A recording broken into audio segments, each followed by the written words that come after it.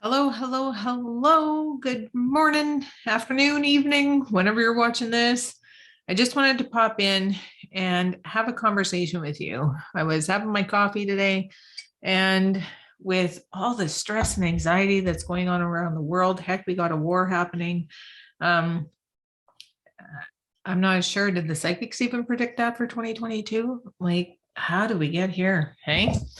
Anyway, the reason I felt it was very important is because in my past, I beat anxiety disorder. And I know that a lot of people are struggling with anxiety, depression, panic attacks.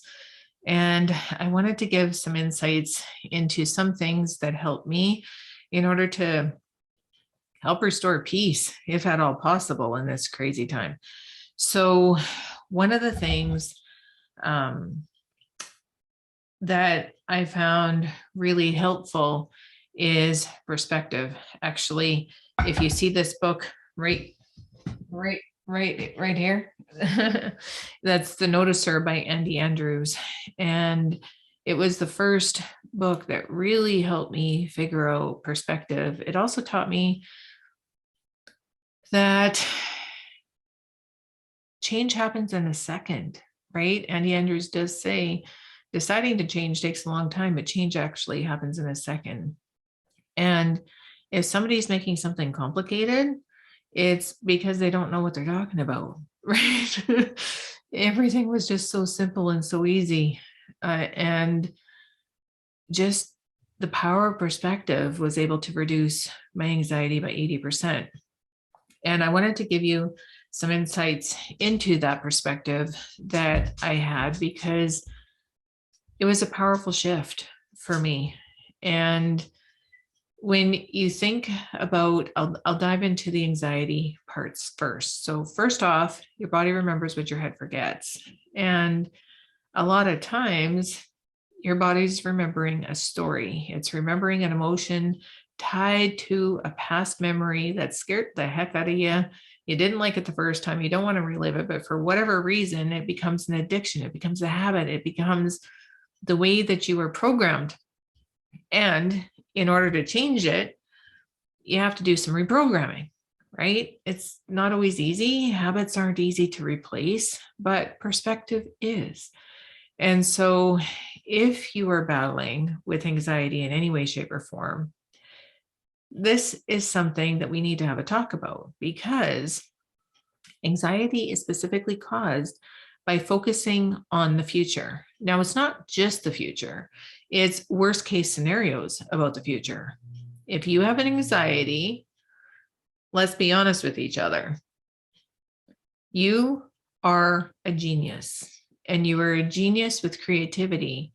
You cannot possibly have anxiety if you are not creative. Do you know why? Because in order for you to have anxiety, you have to have a thought. And that thought you have to be able to distort into a completely different story that leads to an absolute nightmare, a worst case scenario that you believe with 100% certainty so much that it scares the ever loving bejesus out of you. Right? Exactly. And so, if your mind has the power to take a story and turn it into reality somewhere in the distant future, 99% of the time, it hasn't happened. In fact, 99.9% of the time, it doesn't happen. And that is a colossal waste of life, energy, and time because it's not even invested in something that makes you happy. It's invested into something that scares the crap out of you, and it's wasting precious moments. It's robbing you of a life that you actually want to live. And so, how do you get around it? I remember back in the day, I was selling some essential oils on garage sale. It's like a site that you get rid of all the stuff that you don't want. There was this couple that came to pick up my essential oils, and he goes, well, why are you getting rid of them? I'm like, well, I don't need them anymore. And quite frankly, I have too many. And I just didn't want to go go to waste. And so they came in, and the wife had suffered with anxiety. The husband couldn't understand it. And so he came in and he's like, oh, well, yeah, my partner or whoever it is suffering from anxiety. And I just told her to get over it. Thanks, tips. Like she hasn't thought about that once or twice. People with anxiety aren't stupid. They thought of that on day one, probably quicker than you did. It doesn't work. So, oh, it's painful. Yeah, you know what I'm talking about if you suffer from anxiety. Like, people don't get it. If you could shut it off, you would. So, in order for something to actually work, what you need to do is you need to rein in those thoughts. You need to rein in those ideas. You need to take back control of your mind and stop it from running off in the distant future on a story that you didn't like the first time you thought of it, and you sure as the hell ain't going to like it anymore as it gains momentum into the future somewhere in the worst story that you could possibly think of, because that's what's happening. So if the default is the negative that takes your brain long into the future, what we need to do is we need to pull it back to the present. And I challenge you to think about what is the opposite of that. Your mind isn't going to want to go there because it wants to win in worst case scenario. But I'm asking you, what is it in best case scenario? What is it on the most positive side of the spectrum? What is it? If you are smart enough and creative enough to think about worst case scenario, you've become an expert at it. If you've got to the point where you've got anxiety, if you need medication for anxiety, you're a master at it. I know that because I was that person at one point. So what is it that is the opposite of worst case scenario? What is best case scenario? If you spend your creativity, if you invest it into those amazing things, then you get the life you want. Then you get your life back. Then fear doesn't have a chance. Then the symptoms fade. Then you get to build healthy, happy, amazing relationships that you're not scared to participate in. So you have to take it back bite size by bite size by bite size, right? First thing that you do is you take back the story. You take back the story that you created with reality.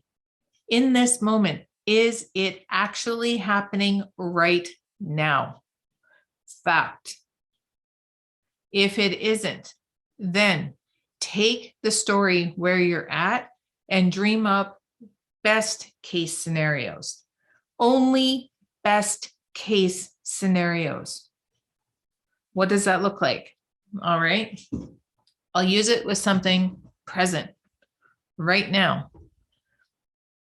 And I'm going to go down the road that I went on. So my anxiety back in the day was caused because I had excruciating side pain in my side, which for the record still exists today if I get stressed out or I hear a bad story, because it's attached to an old memory. I understand that today. I understand where the pain's coming from today.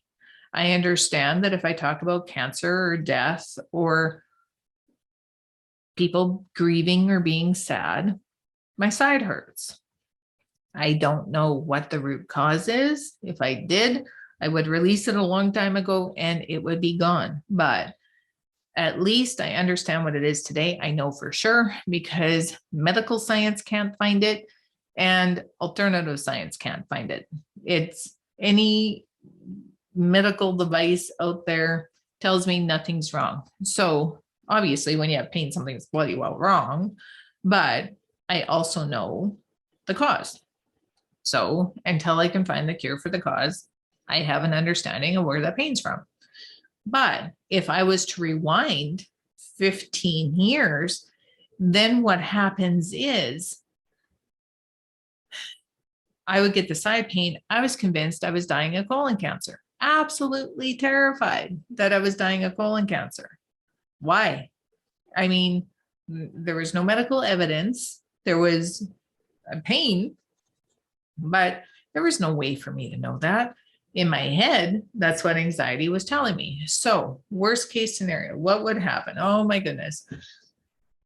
I mean, what couldn't happen, right? I would go down the road. I have attended my funeral so many times. I'm glad I'm going to miss the actual one. You know what I mean? Like seriously. And so you take yourself down that rabbit hole and you find worst case scenario. All right. You're good at it. It's not going to take you long to get there. You can probably arrive in 10 minutes or less, right? Excellent. So what is best case scenario? If I come back to reality, I have side pain.